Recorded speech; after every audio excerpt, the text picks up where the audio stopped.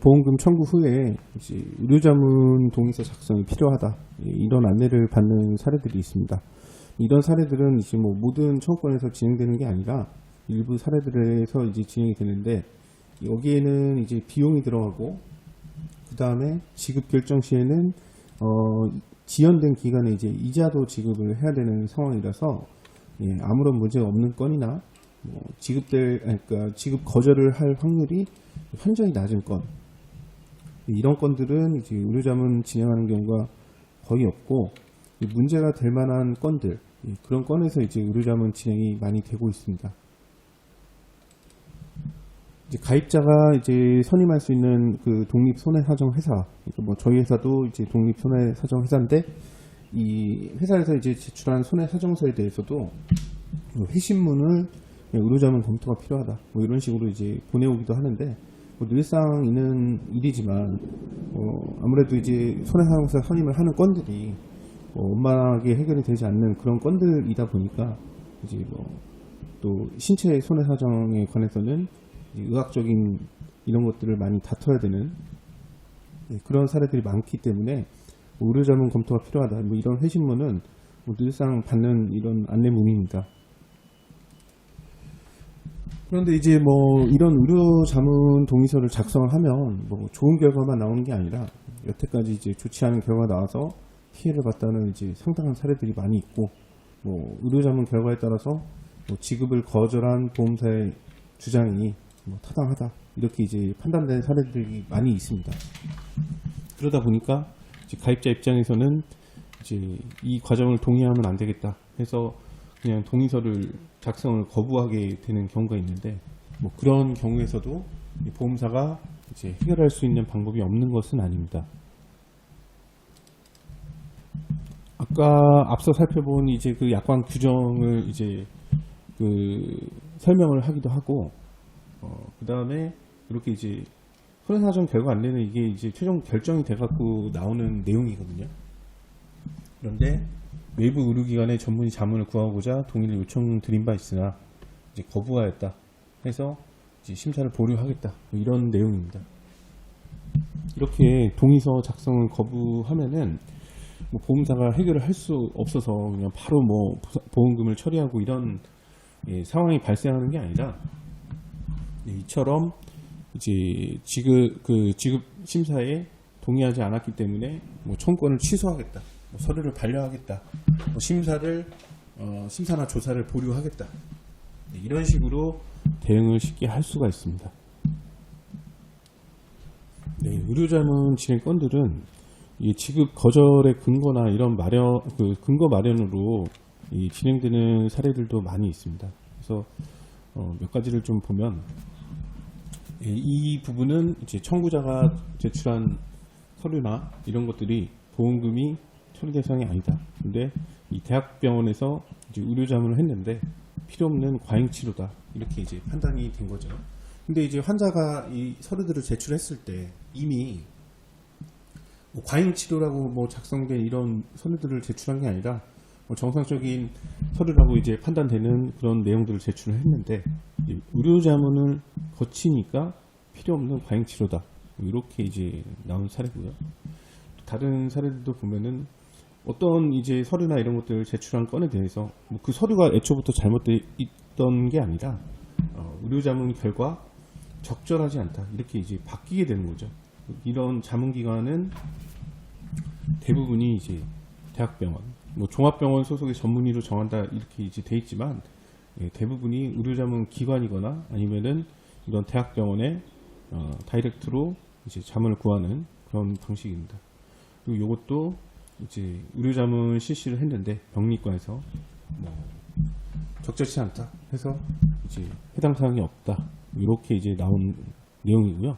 이런 문서들만 있는 게 아니라 이렇게 문자나 뭐 카카오톡 같은 걸로 이제 안내를 하기도 하는데, 의료자문 결과 진단이 이제 청구한 진단이 아니고 다른 진단에 합당하다는 소견이다, 이렇게 이제 나온 내용입니다. 의료자문은 이렇게 이제 절차에 대해서 그 안내를 받았다면은 이게 이제 표면적으로 이제 봤을 때, 그러니까 물론 깊은 내용들을 이게 다 보고 이게 왜 이렇게 시행이 돼야 되는지, 그 다음에 동의를 하게 된다면 어떠한 결과가 예상되는지, 뭐 저희같이 이제 이런 업무를 굉장히 많이 해본 사람들은 충분히 알 수가 있는데, 이 가입자 입장에서는 이게 이제 또 간혹 의사 선생님이 써준 내용이니까, 뭐 큰 병원에서 받은 치료이니까 이런 게 바뀔 리 없다고 이렇게 이제 맹신했다가 이런 절차를 거치고 난 다음에 이런 이제 안내를 받게 되는 이런 사례들이 굉장히 많이 있습니다. 뭐 100% 그렇다 이렇게 이제 보기는 어렵지만 가입자가 생각하지 않은 결과가 나올 가능성이 높기 때문에 그 판단을 이제 보험사가 한 거고, 그 다음에 그 보험사가 인력도 배치하고 들어가는 비용도 전부 부담하면서 이거를 해봐야 된다. 여기에는 당연히 이제 그 결과를 뭐 아무 예측도 못하고 이렇게 보내는 의료자문도 물론 있거든요. 근데 그런 의료자문은 굉장히 흔하지가 않습니다. 뭐 의학적으로 정말 애매하거나 희귀하거나 이런 것들이 아닌 이상 늘상 뭐 청구되는 이런 내용들, 그 다음에 뭐 그 건수는 뭐 적지만 뭐 처음 발생한 이런 상황이 아닌 경우, 뭐 이런 것들은 당연히 이런 결과가 이제 있을 수 있기 때문에 이런 비용과 시간, 이런 것들을 들여서 이제 의료자문을 하는 것인데, 아무래도 이제 의사에 대한 믿음이 크거나 뭐 큰 병원에서 뭐 수술이나 진단을 받았거나 이런 사례에서 그냥 뭐 바뀔 리가 없다, 이런 이제 믿음으로 동의서 작성을 하게 되는 경우가 있는데, 물론 이제 100%는 아니지만 이런 사례는 바뀔 수가 있기 때문에 이제 진행을 하는 겁니다.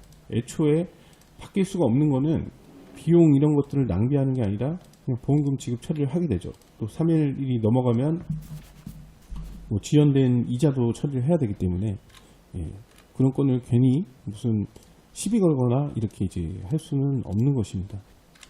그리고 뭐 여기에는 좀 더욱더 이제 깊은 내용들에 대한 이유가 있는데, 이런 공개적인 데서 또 말씀드릴 수 없는 이유들이 있기 때문에 이런 내용들을 전부 다 이제 확인을 해보면 의료자문 시행을 하는 게 이제 가입자한테 이제 보험금에 문제가 생길 수 있겠다, 이런 판단이 충분히 이제 가능한 것들이죠.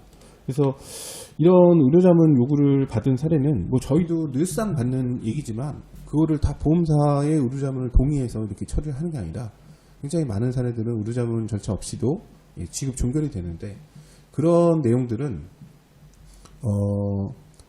사례마다 이제 상황마다 좀 다르고 그렇습니다.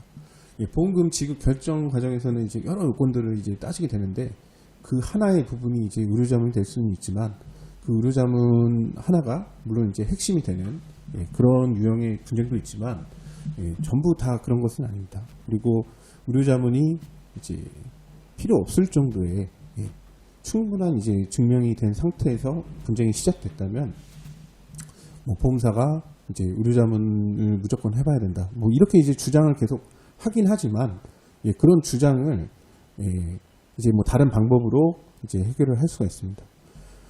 모든 사례를 그냥 의료자문 요구받은 거를 다 해결할 수 있다는 게 아니고, 그런 가능성이 있는지, 그런 증명이 가능한지 이런 것들은 다 선별해서 판단해야 되고, 그런 내용들은 이제 의료자문 없이도 충분히 처리가 될 수 있다, 이런 말씀을 드리는 거고요. 단순히 뭐 보험사가 이제 쉽게 할 수 있는 동의서 작성 거부 이런 것들을 뭐 가입자가 뭐 거부한다고 해서 뭐 벌벌 떨거나 그것 때문에 보험금을 지급해야 되거나 뭐 그런 상황은 거의 뭐 발생할 이유가 없죠. 그렇기 때문에 뭐 동의서 작성이나 절차를 거부한다면 뭐 이렇게 취소나 이런 것들로 충분히 대응이 가능하기 때문에 그냥 그런 절차에 비협조하는 걸로는 근본적인 문제를 해결할 수가 없습니다. 의료자문 일단 요청을 받은 자체는 그 보상 청구권이 문제가 발생할 확률이 매우 높기 때문에 이거를 이제 혼자서 진행해서 물론 해결하시는 분들도 계시겠지만 전문가 상담을 받고 그렇게 진행을 하는 것들이 좋은 결과를 얻을 수 있는 확률은 더 높습니다. 감사합니다.